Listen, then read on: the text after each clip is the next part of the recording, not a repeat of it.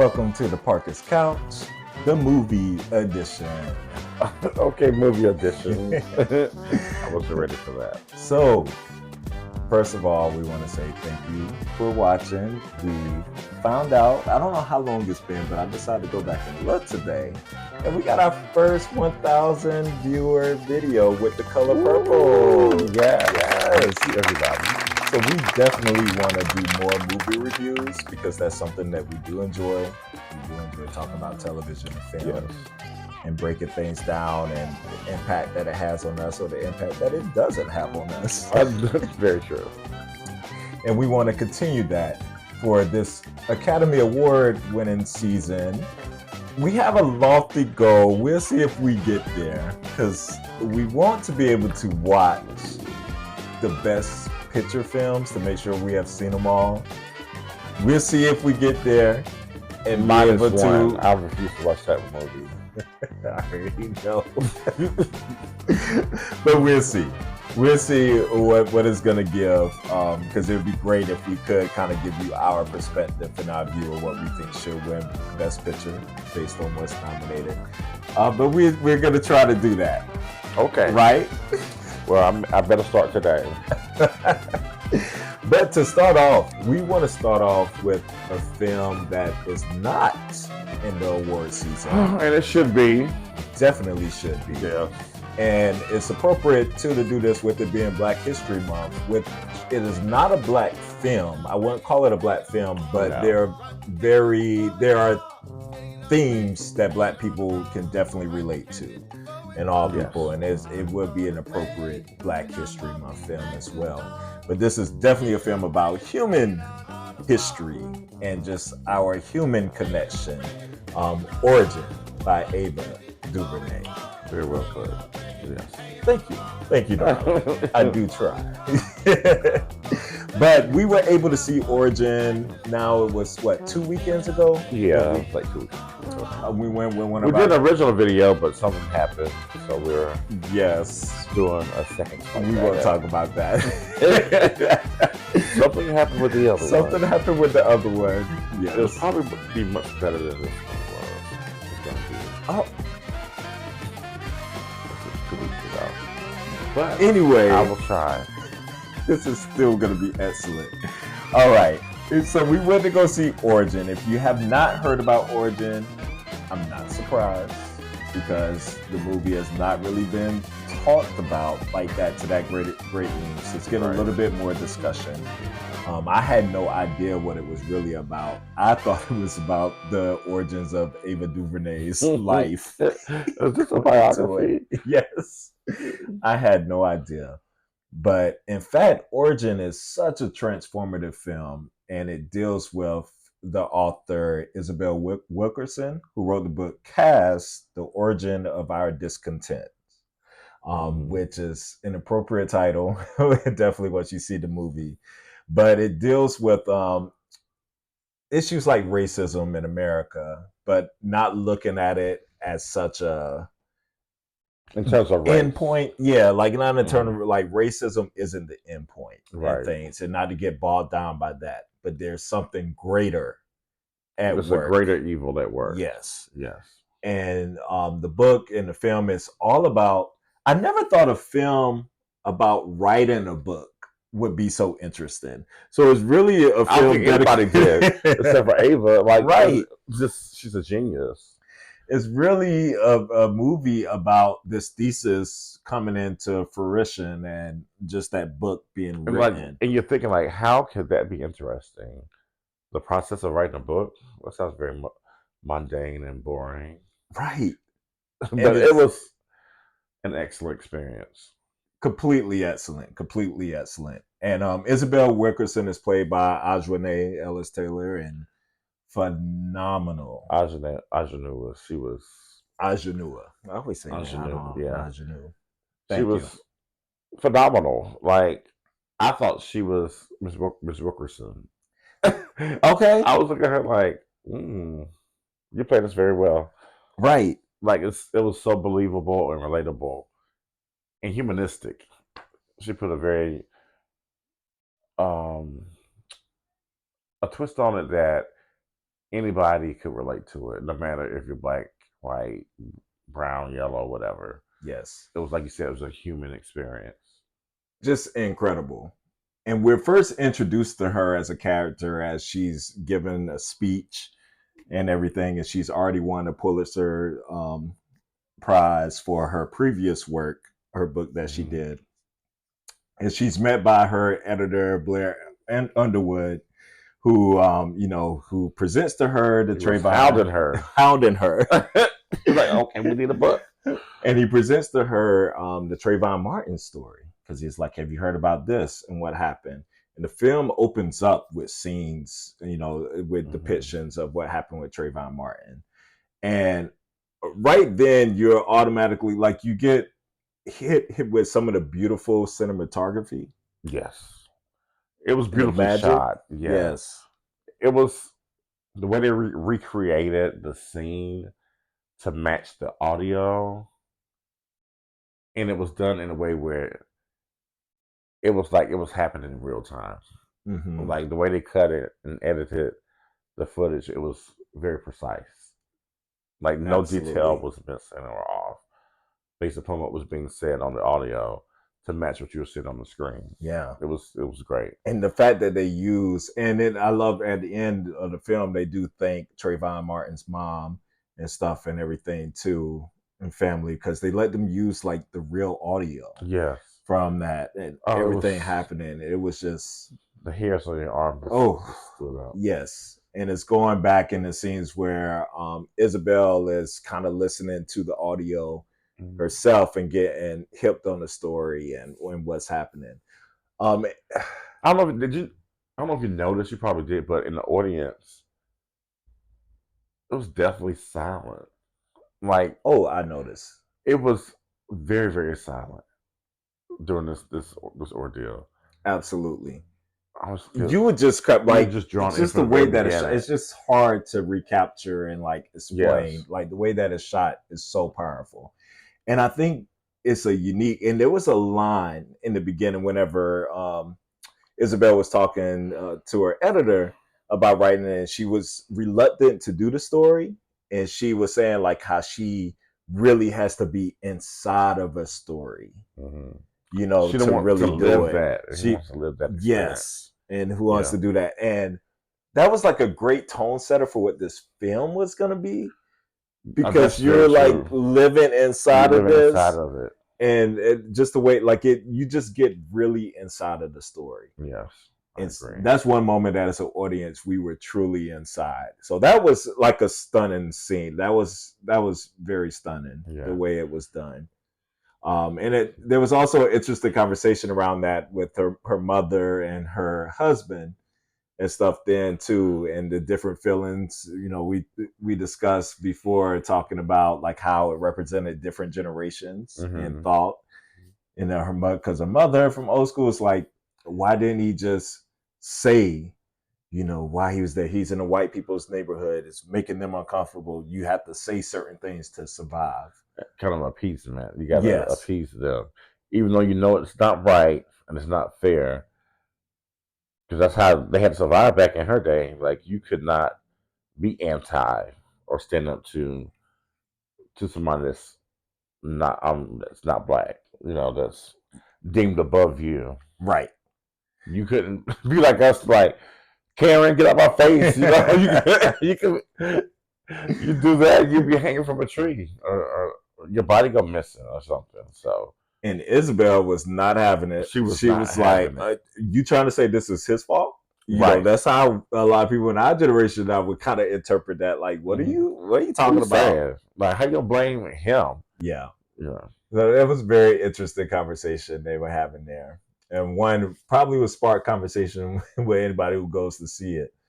Um, the other thing I think this film does really well is connecting the personal life of Isabel with the overall kind of theme that it's Yes. working to as a film.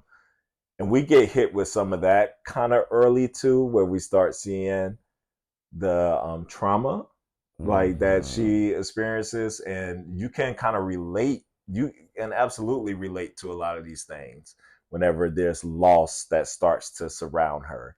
And let me tell you, it hits you so gut wrenchingly. And the way that it is shot is some of the most beautiful cinematic things I have seen on film. Yeah. Like, was there a dry eye in the house? No. I mean, I'm talking about people snotting, crying. You hearing people cry, like it was gut wrenching. The pain that you go through watching the film. Absolutely. No, that pain It's heartfelt, yes. And then And the symmetry of the scenes that fit the mood that you're feeling. Oh gosh, yes.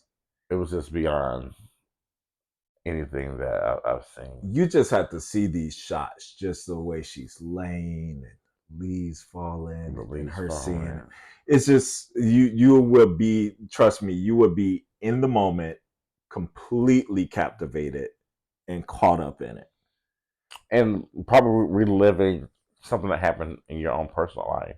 Exactly. Like you can like, oh, this is how I felt when X happened. So I can relate to this. And that loss really sets the tone for the journey that Isabel is about to go on.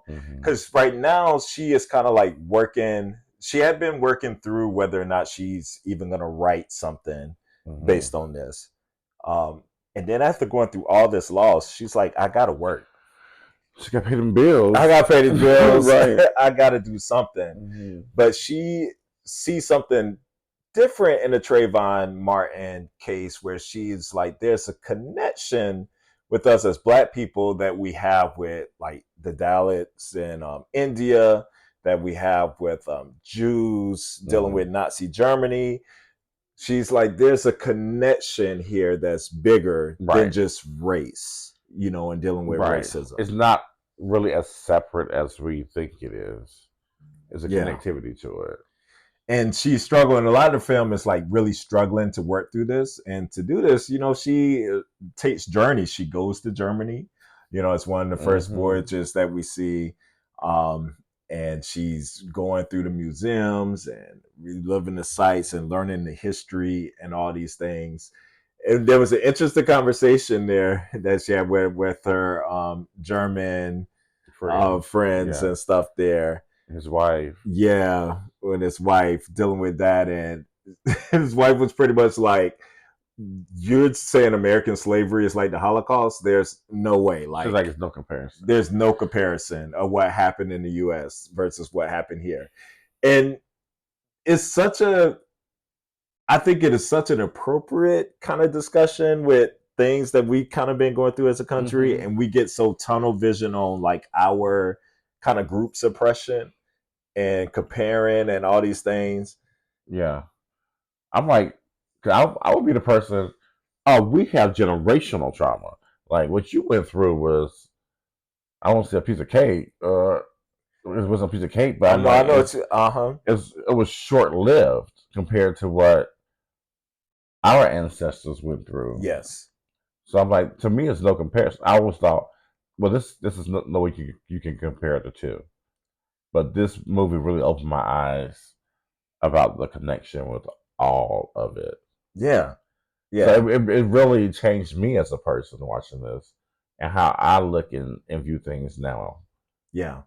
I can agree. And that conversation was like so real. It's another conversation that will kind of have you talking and discussing and going back and forth through the movie. And you can see the characters kind of working through it. Isabel doesn't have a strong answer or response to the things at this point. Oh yeah, she had no response. She ate her up. And I think this is where we get Niecy Nash is really introduced at this point too. Yes. And Niecy's like, you never had no comeback. Even when you were a kid, you'll wait till the next day. It was like, dang, I should have said this. Yes. I should have said that. But don't you do that? I do that. I do that all the time. I'm like, dang, I should have said that. Yeah. Right. Or somebody come up to me, this is what I'm going to say this next time. Right. And I also like the fact that she talked to Niecy about the same conversation she had with the lady. And so you got an aspect from all kinds of angles about the same question. Yeah. And she's like, the Holocaust don't compare to other generations that we had to suffer. Yes. and Jim Crow and Yes. Reconstruction, all that kind of stuff.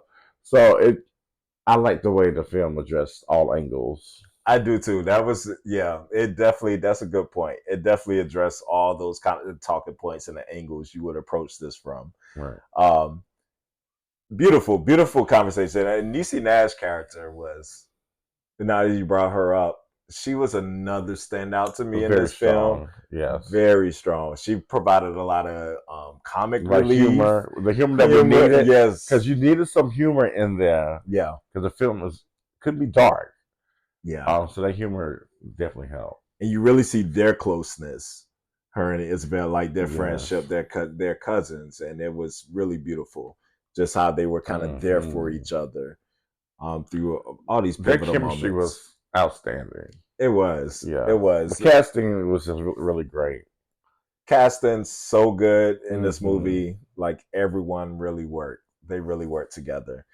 I think the film too is the way that the story is told is quite unique because it's a lot of going through history.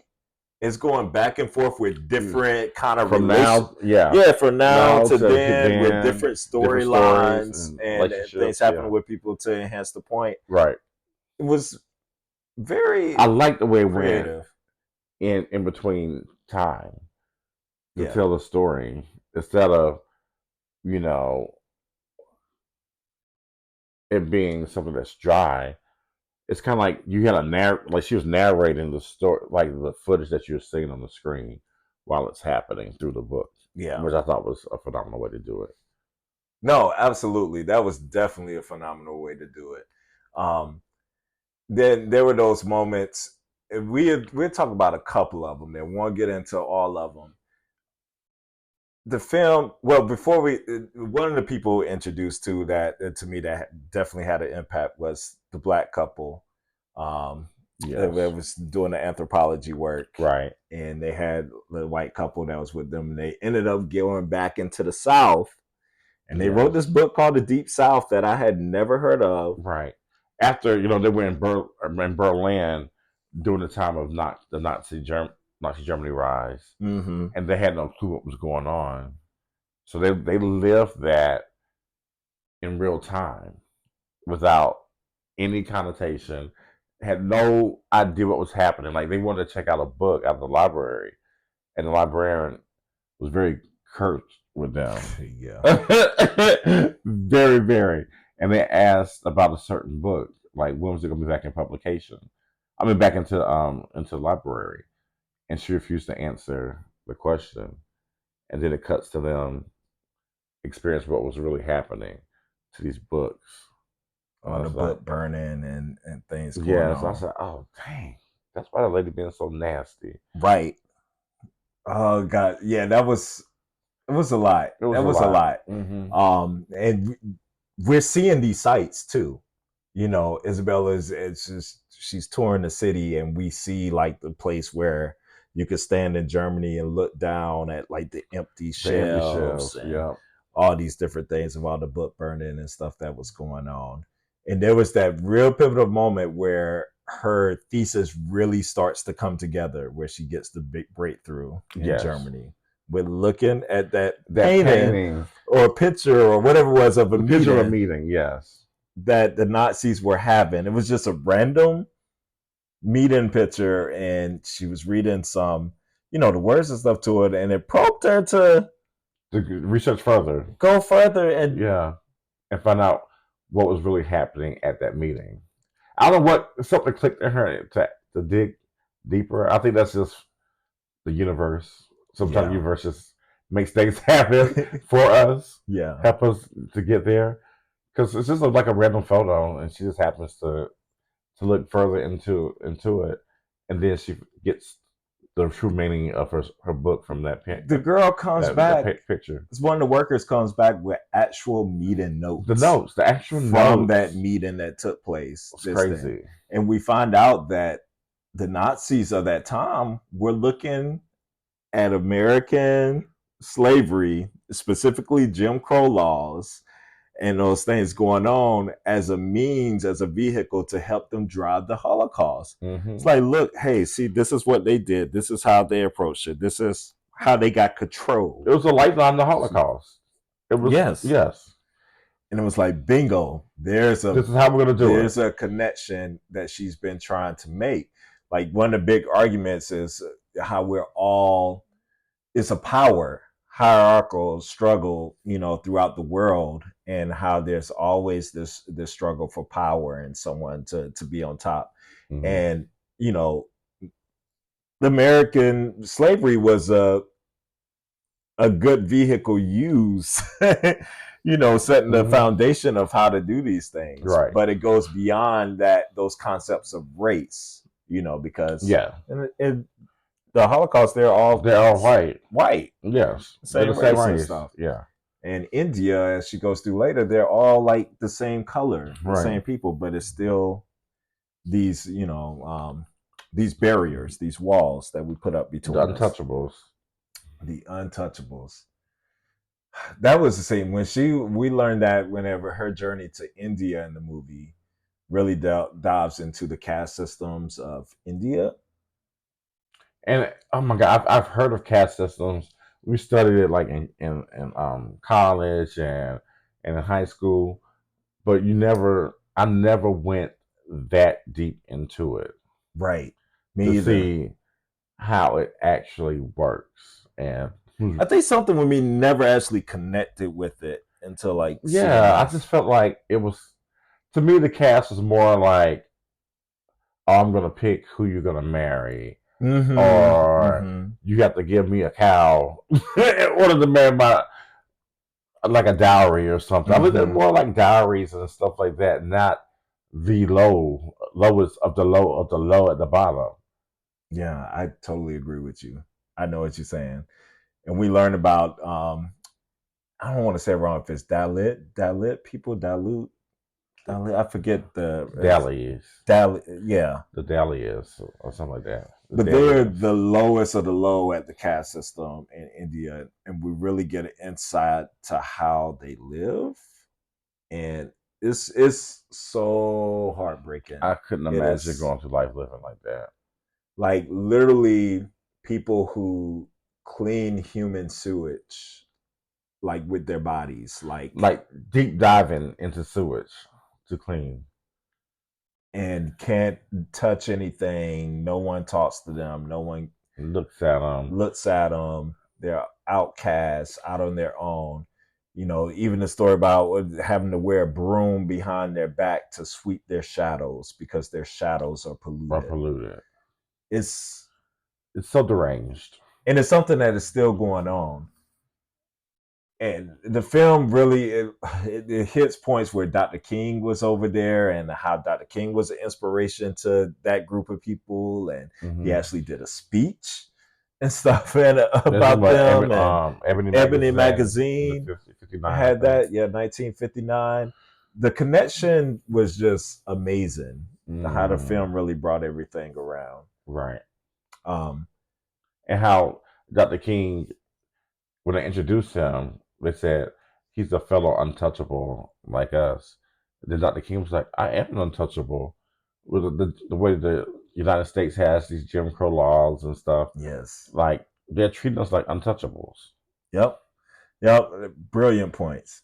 And whenever she's tying everything together, they don't do all, I guess in the book, we still have to read the book, and I definitely want to read it now.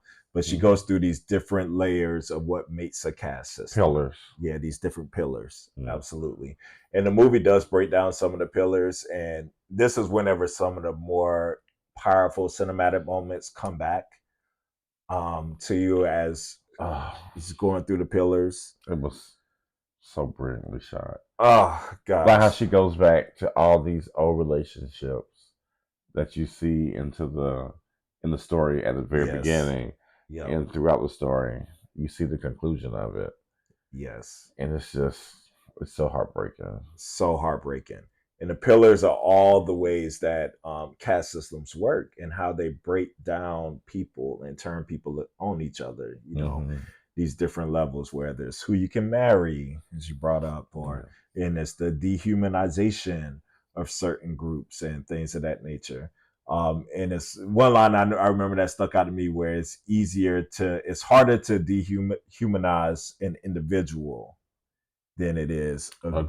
group. Right. And I was like, wow, yeah, Yeah. that's true. When you do it to a whole group, it kind of makes it seem like, okay, this is the way things are, And you look at the politics of today, it's always groups. Yep. The Vermins and the Democrats or the Republicans or whatever, whatever side you're on. Yeah, they dehumanize that individual. I mean, that group of people instead of the individual. Yep. And we get some powerful scenes where it's one with the little boy, with his little league team and using the pool. The other one, we're getting like shots of the Middle Passage, back and forth with the Holocaust. We get in India, things going, just right, all the gut shots there. In the beginning of the film, remember the mom was talking about the clouds, and she sees like the little league team, and that connection. Yes, and she's like, "Oh, mom, your imagination is so out there, it's so wild." And then at the end of the story, she's able to connect what her mom was talking about to a real human interest story about the kid that you're talking about at the pool, which was just, y'all just have to see how that ties in so beautifully. Stellar. This film was just amazing, and just the ending of it was just so profound because you see her fixing up this house and battling fixing up this house throughout the film, right? And then whenever it's completed at the end, you get the whole parallel of, like we were all born into a rotted foundation, right? Of their cracks in the ceiling. Cracks in the ceiling, the foundation, the floor. And our job is to repair it. Yes. And it takes that work to do it, to repair it. And if it deteriorates on our watch, that's our fault. That's our fault. We're to blame. Because we always say, I was not born then. That wasn't me. I didn't own slaves. Blah, blah, blah. Hear that all the time. But we all were inherited the same house. Yes. We're all responsible for the same house. Yeah. It was just, I thought it was well executed, personally. Out of 5 stars, I would give this film a 5. I'm giving it a 5 too. Like, it was, I don't think there's anything I would do differently in the movie, the way it was shot. I don't think I would do anything differently. Like, if you want to be really nitpicky, of course you can nitpick anything to death here and there. Like, maybe like, is this a throwaway scene? Is this not? But I feel like everything was important. I mean, yeah, there's some things that were in the movie that wasn't. It was done for cinematic value. Right. Yeah. Of course, it's a movie. And that's the reason why you have it. But I like the way she made it because she didn't go too in depth with it. Yeah. So that any common person can understand the message that she's trying to preach. It's not like this high fortuity. Yes. Oh, intellectual. Oh, the intellectuals can understand. Yes. And I love even how Nissy's character broke that down to her one time. It's like, can you say it plain? Say it in plain English. Yes. Now, if you do that, you figure out you got something. Hands. Yes.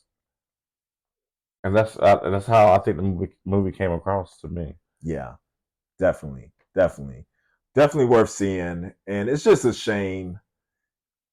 We're about to go into this, one of the prestigious awards, unquote, here that's been made up.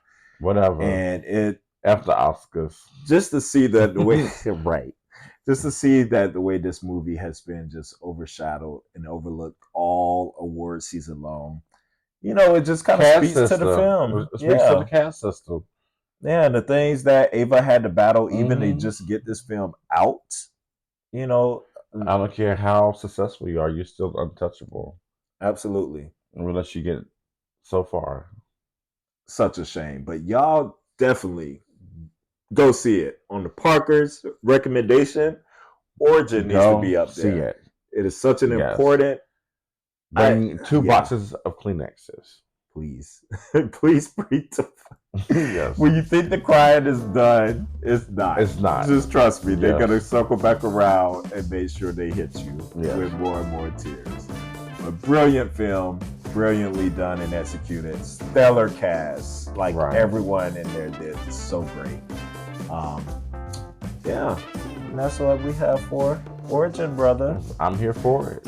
5 stars. Our recommendation. Yes. Stay tuned for more. More to come.